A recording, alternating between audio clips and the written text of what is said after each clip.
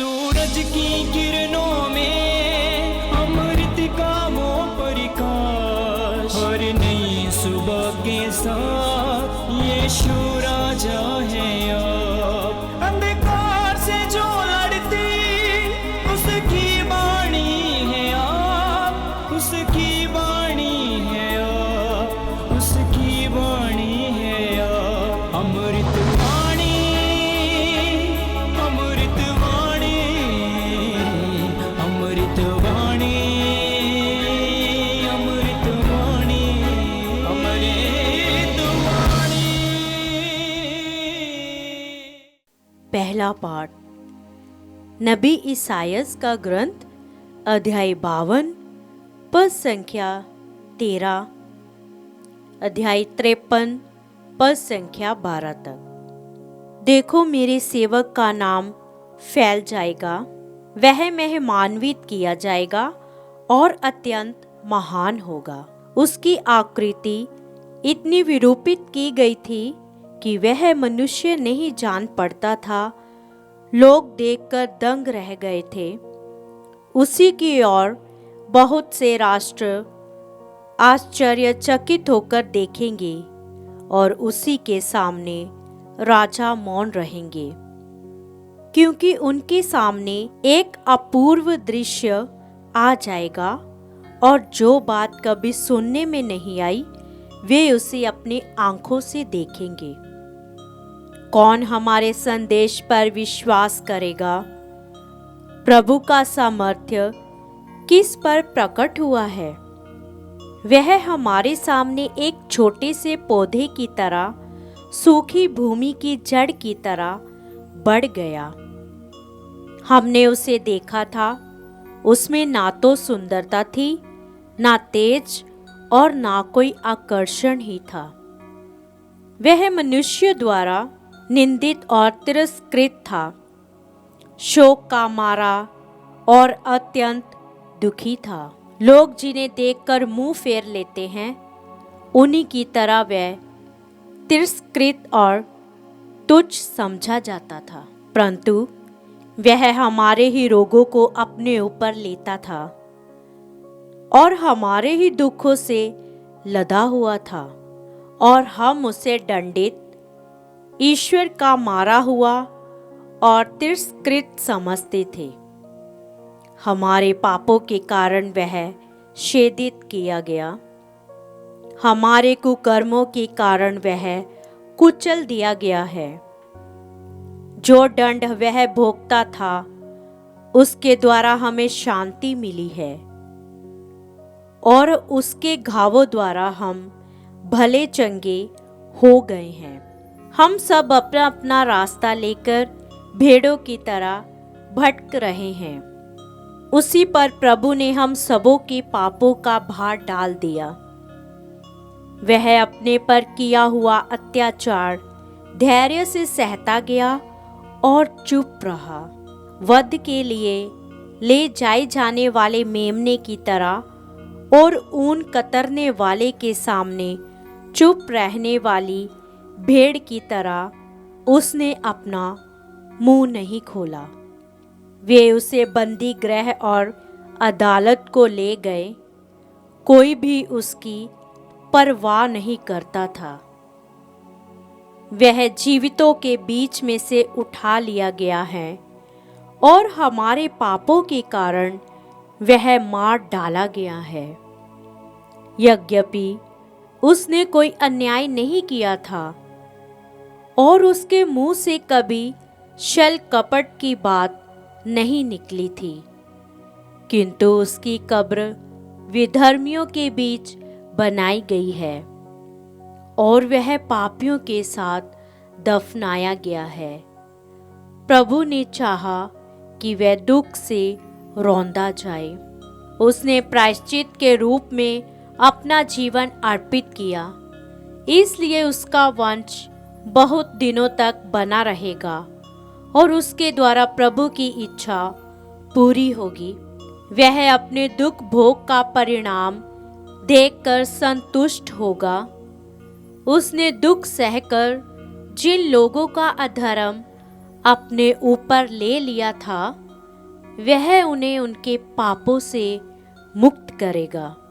इसलिए मैं उसे विरासत के रूप में बहुतों को प्रदान करूंगा और वह शक्तिशाली राजाओं के साथ लूट का माल बांट लेगा, क्योंकि उसने बहुतों के अपराध अपने ऊपर लेते हुए और पापियों के लिए प्रार्थना करते हुए अपने को बलि चढ़ा दिया और उसकी गिनती कुकर्मियों में हुई। यह प्रभु की वाणी है। ईश्वर को धन्यवाद। भजन अनुवाक्य। हे पिता, मैं अपनी आत्मा को तेरे हाथों सौंप देता हूँ।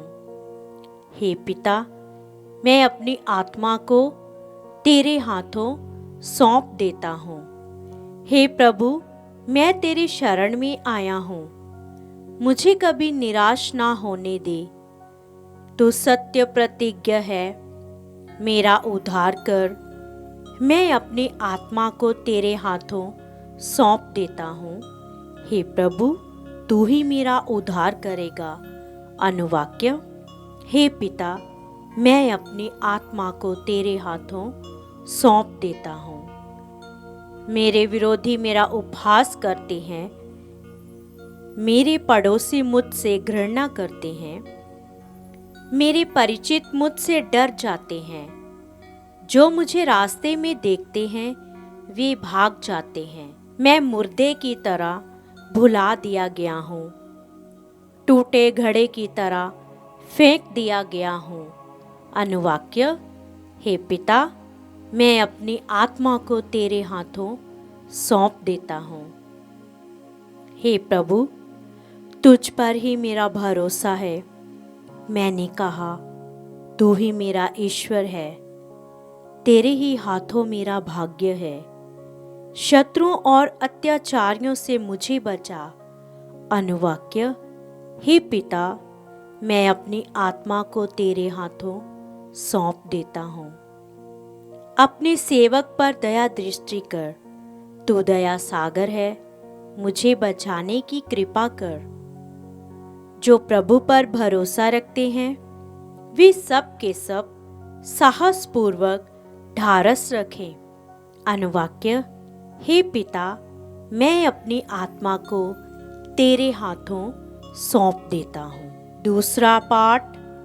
इब्रानियों के नाम पत्र, अध्याय 4 पद संख्या 14 से 16, अध्याय 5 पद संख्या 7 से 9 तक। भाइयों, हमारे एक अपने महान सहायक हैं, अर्थात ईश्वर का पुत्र यीशु, जो स्वर्ग पहुंच गए हैं। इसलिए हम अपने विश्वास में सुदृढ़ रहें।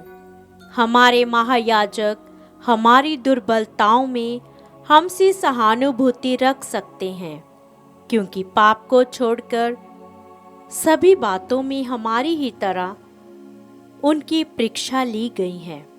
इसलिए हम भरोसे के साथ अनुग्रह के सिंहासन के पास जाएं, जिससे हमें दया मिल जाए और हम वह कृपा प्राप्त करें जो हमारी आवश्यकताओं में हमारी सहायता करेगी। यीशु ने इस पृथ्वी पर रहते समय पुकार पुकार कर और आंसू बहाकर ईश्वर से, जो उन्हें मृत्यु से बचा सकता था, प्रार्थना और अनुनय विनय की है। श्रद्धालुता के कारण उनकी प्रार्थना सुनी गई। ईश्वर का पुत्र होने पर भी उन्होंने दुख सहकर आज्ञा पालन सीख लिया। वह पूर्ण रूप से सिद्ध बनकर उन सबों के लिए अनंत मुक्ति का स्रोत बन गए, जो उनकी आज्ञाओं का पालन करते हैं। यह प्रभु की वाणी है। ईश्वर को धन्यवाद। जय घोष। मसीह हमारे लिए मरण तक, हाँ, क्रूस के मरण तक आज्ञाकारी बने। इसलिए ईश्वर ने उनको महान बना दिया है और उनको वह नाम प्रदान किया है जो सब नामों में श्रेष्ठ है। संत यूहन्ना के अनुसार पवित्र सुसमाचार अध्याय 18 पद संख्या 1, अध्याय 19 पद संख्या 42 तक। यीशु अपने शिष्यों के साथ केन्द्रोन नाले के उस पार गए। वहां एक बारी थी। उन्होंने अपने शिष्यों के साथ उसमें प्रवेश किया।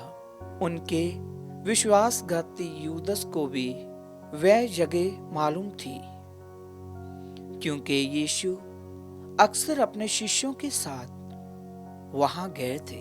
इसलिए यूदस पलटन और महायाजकों तथा फरीसियों के भेजे हुए प्यादों के साथ वहां आ पहुंचा।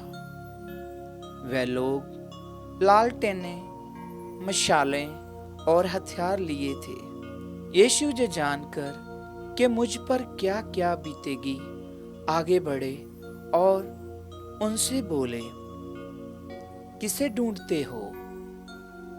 उन्होंने उत्तर दिया, यीशु नाज़री को। यीशु ने उनसे कहा, मैं ही हूं। वहां उनका विश्वासघाती यूदस भी उन लोगों के साथ खड़ा था। जब यीशु ने उनसे कहा, मैं ही हूं, तो वह पीछे हटकर भूमि पर गिर पड़े। यीशु ने उनसे फिर पूछा, किसे ढूंढते हो? वह बोले, यीशु नाज़री को। इस पर यीशु ने कहा, मैं तुम लोगों से कह चुका हूं कि मैं ही हूं। यदि तुम मुझे ढूंढते हो तो इन्हें जाने दो। ये इसलिए हुआ कि उनका ये कथन पूरा हो जाए, तूने जिन्हें मुझे सौंपा है, मैंने उनमें से एक का भी सर्वनाश नहीं होने दिया। उस समय सिमोन पेतरुस ने अपनी तलवार खींच ली और प्रधान याजक के नौकर पर चलाकर उसका दाहिना कान उड़ा दिया। उस नौकर का नाम मलकुस था। यीशु ने पेतरुस से कहा, तलवार म्यान में कर लो। जो प्याला पिता ने मुझे दिया है, क्या मैं उसे नहीं पीऊं? तब पलटन कप्तान और यहूदियों के प्यादों ने यीशु को पकड़कर बांध लिया।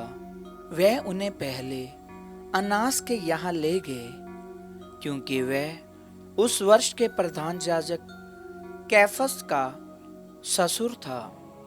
ये वही कैफस था जिसने यहूदियों को ये परामर्श दिया था, अच्छा यही है कि राष्ट्र के लिए एक ही मनुष्य मर जाए।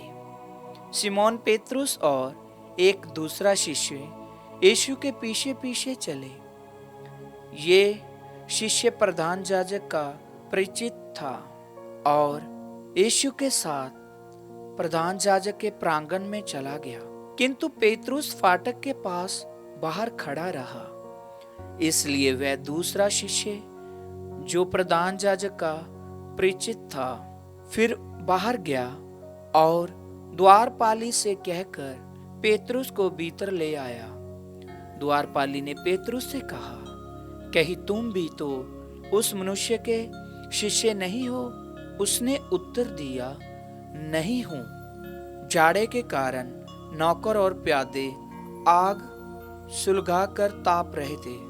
पेतरुस भी उनके साथ आग तापने लगा। प्रधान याजक ने यीशु से उनके शिष्यों और उनकी शिक्षा के विषय में पूछा। यीशु ने उत्तर दिया, मैं संसार के सामने प्रकट रूप से बोला हूँ। मैंने सदा सभागृहों और मंदिर में, यहाँ सब यहूदी एकत्र हुआ करते हैं, शिक्षा दी है। मैंने गुप्त रूप से नहीं कहा। ये आप मुझसे क्यों पूछते हैं? उनसे पूछ लीजिए जिन्होंने मेरी शिक्षा सुनी है। वे जानते हैं कि मैंने क्या कहा है। इस पर पास खड़े प्यादों में से एक ने यीशु को थप्पड़ मारकर कहा, तुम प्रधान याजक को इस तरह जवाब क्यों देते हो? यीशु ने उससे कहा, यदि मैंने गलत कहा तो गलती बता दो, और यदि ठीक कहा तो मुझे क्यों मारते हो? इसके बाद अनास ने बांधे हुए यीशु को महायाजक कैफस के पास भेज दिया। सिमोन पेतरुस उस समय आग ताप रहा था। कुछ लोगों ने उससे कहा, कहीं तुम भी तो उसके शिष्य नहीं हो? उसने आस्वीकार करते हुए कहा, नहीं हूं। प्रधान याजक का एक नौकर उस व्यक्ति का संबंधी था जिसका कान पेतरुस ने उड़ा दिया था। उसने कहा, क्या मैंने तुमको उनके साथ बारी में नहीं देखा था? पेतरुस ने फिर अस्वीकार किया और उसी क्षण मुर्गे ने बांग दी। तब वे यीशु को कैफस के यहाँ से राजपाल के भवन ले गए और भोर हो गया था। उन्होंने इसलिए भवन में प्रवेश नहीं किया कि वे अशुद्ध ना हो जाएं, बल्कि पास्का का मेमना खा सकें। पिलातुस बाहर आकर उनसे मिला और बोला, आप लोग इस मनुष्य पर कौन सा अभियोग लगाते हैं? उन्होंने उत्तर दिया, यदि ये कुकर्मी नहीं होता तो हमने इसे आपके हवाले नहीं किया होता। पिलातुस ने उससे कहा, आप लोग इसे ले जाइए और अपनी संहिता के अनुसार इसका न्याय कीजिए। यहूदियों ने उत्तर दिया, हमें किसी को प्राण दंड देने का अधिकार नहीं है। ये इसलिए हुआ कि यीशु का वह कथन पूरा हो जाए जिसके द्वारा उन्होंने संकेत किया था कि उनकी मृत्यु किस प्रकार की होगी। तब पिलातुस ने भवन में वापस जाकर यीशु को बुला भेजा और उनसे कहा, क्या तुम यहूदियों के राजा हो? यीशु ने उत्तर दिया, क्या आप ये अपनी ओर से कहते हैं या दूसरों ने आपसे मेरे विषय में ये कहा है? पिलातुस ने कहा, क्या मैं यहूदी हूं? तुम्हारे ही लोगों ने और महायाजकों ने तुम्हें मेरे हवाले कर दिया है। तुमने क्या किया है? यीशु ने उत्तर दिया, मेरा राज्य इस संसार का नहीं है। यदि मेरा राज्य इस संसार का होता तो मेरे अनुयायी लड़ते और मैं यहूदियों के हवाले नहीं किया जाता, परंतु मेरा राज्य यहाँ का नहीं है। इस पर पिलातुस ने उनसे कहा, तो तुम राजा हो? यीशु ने उत्तर दिया, आप ठीक कहते हैं, मैं राजा हूं। मैं इसलिए जन्मा और इसलिए संसार में आया हूं कि सत्य के विषय में साक्ष्य दूं। जो सत्य के पक्ष में है वह मेरी सुनता है। पिलातुस ने उनसे कहा, सत्य क्या है? वह ये कहकर फिर बाहर गया और यहूदियों के पास आकर उसने उनसे कहा, मैं तो उसमें कोई भी दोष नहीं पाता हूं, लेकिन तुम्हारे लिए पास्का के अवसर पर एक बंदी को रिहा करने की प्रथा है। क्या तुम लोग चाहते हो कि मैं तुम्हारे लिए यहूदियों के राजा को रिहा कर दूं? इस पर वह फिर चिल्लाने लगे, इसे नहीं, बराबस को। बराबस तो डाकू था। तब पिलातुस ने यीशु को ले जाकर कोड़े लगाने का आदेश दिया।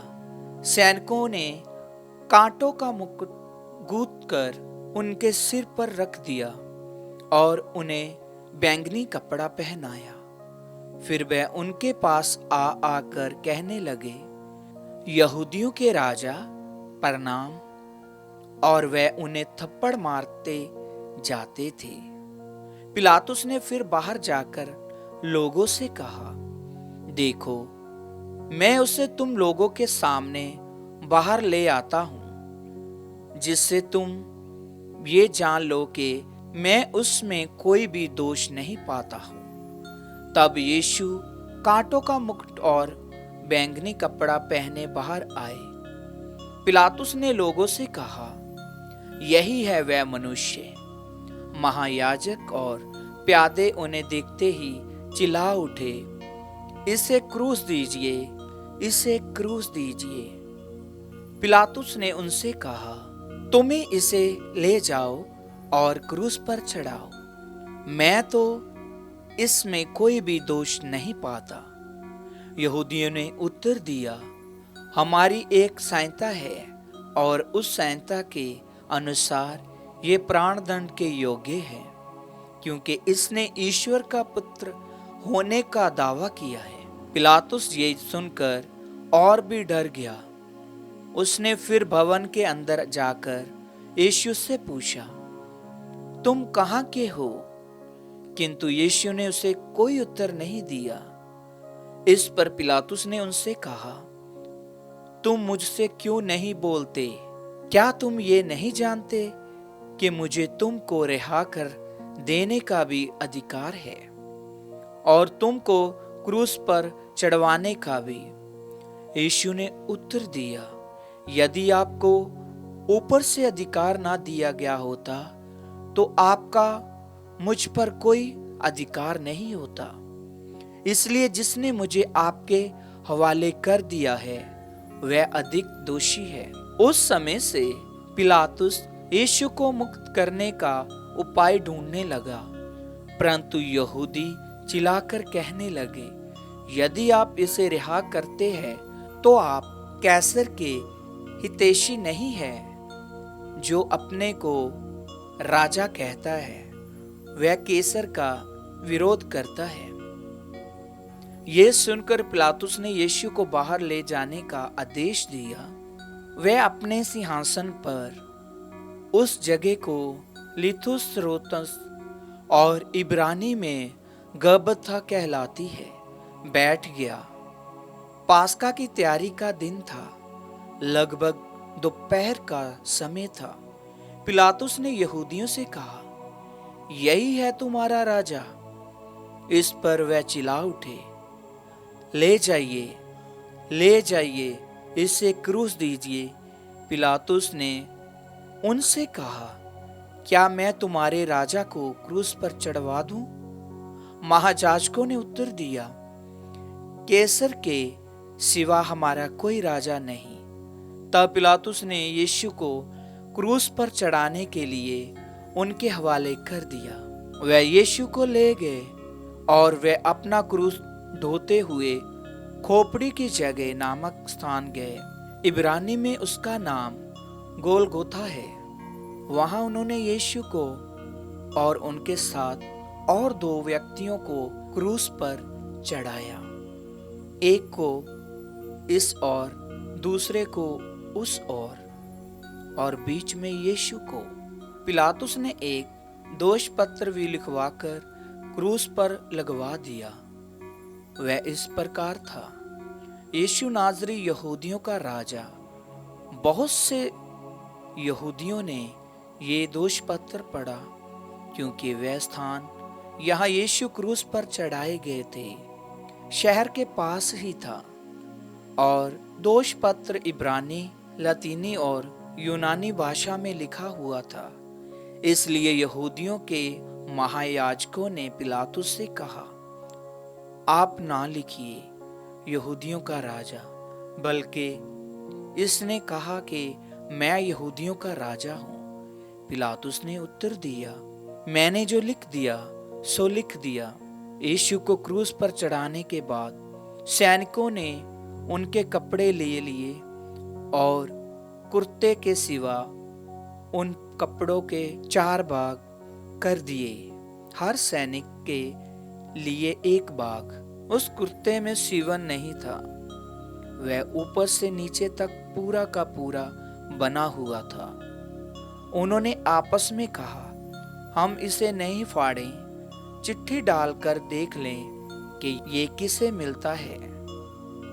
ये इसलिए हुआ कि धर्म ग्रंथ का ये कथन पूरा हो जाए, उन्होंने मेरे कपड़े आपस में बांट लिए और मेरे वस्त्र पर चिट्ठी डाली। सैनिकों ने ऐसा ही किया। यीशु की माता, उनकी बहन क्लोपस की पत्नी मरियम और मरियम मगदलेना उनके क्रूस के पास खड़ी थी। यीशु ने अपनी माता को और उसके पास अपने शिष्य को, जिसे वह प्यार करते थे, देखा। उन्होंने अपनी माता से कहा, भद्रे, ये आपका पुत्र है।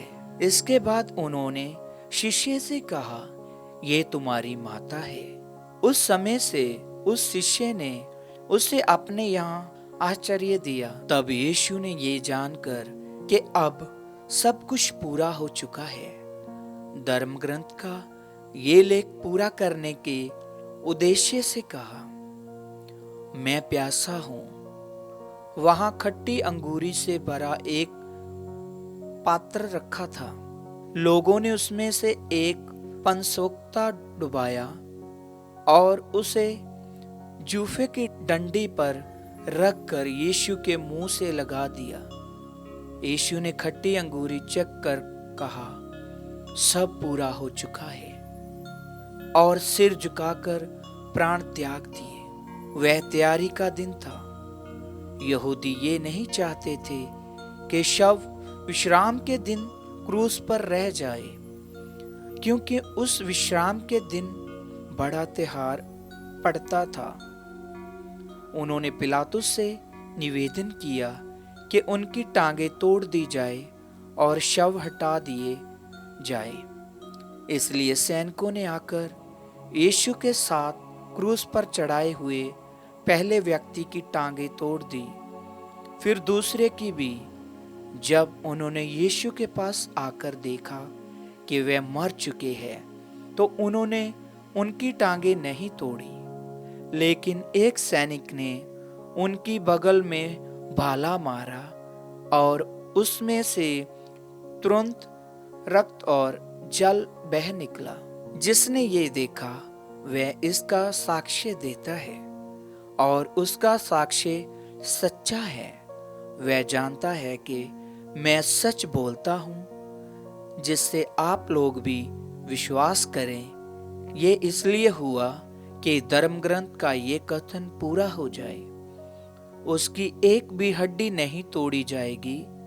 फिर धर्म ग्रंथ का एक दूसरा कथन इस प्रकार है, उन्होंने जिसे छेदा है वह उसी की ओर देखेंगे। इसके बाद अरिमाथिया के यूसुफ ने, जो यहूदियों के भय के कारण यीशु का गुप्त शिष्य था, पिलातुस से यीशु का शव ले जाने की अनुमति मांगी। पिलातुस ने अनुमति दे दी। इसलिए यूसुफ आकर यीशु का शव ले गया। निकोदेमुस भी पहुंचा, जो पहले रात को यीशु से मिलने आया था। वह लगभग 50 सेर का गंधरस और अंगूर का सन्मिश्रण लाया। उन्होंने यीशु का शव लिया और यहूदियों की दफन की प्रथा के अनुसार उसको सुगंधित द्रव्यों के साथ शार्टी की पट्टियों में लपेटा। यहाँ यीशु क्रूस पर चढ़ाए गए थे। वहाँ एक बारी थी और उस बारी में एक नई कब्र थी, जिसमें अब तक कोई भी नहीं रखा गया था। उन्होंने यीशु को वहीं रख दिया, क्योंकि वह यहूदियों के लिए तैयारी का दिन था और वह कब्र निकट ही थी। प्रभु का सुसमाचार। क्रिस्त की जय।